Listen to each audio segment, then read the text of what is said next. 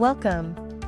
We all know that one of the best ways to make your course impactful is by strengthening the impact of its instructional design, but do you know how to do that? In case you don't, let's learn the best practices to do that today. 1. Decide the learning objectives that align with business goals and inform learners of them. 2. Allow learners to easily move around the online training course without any limits. 3. Use various interactivities, avatars, simulations, films, infographics and other tools to create a captivating course. 4. Allow learners to practice applying the information and abilities they have acquired.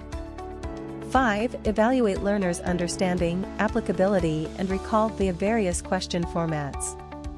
6. Provide precise feedback with justification for a learner's right or wrong answer. As we wrap up, make sure to keep these tips in mind the next time you utilize instructional design in your course. If you are not already subscribed, go ahead and hit the subscribe icon right now so you don't miss anything in the future. Thank you so much for watching.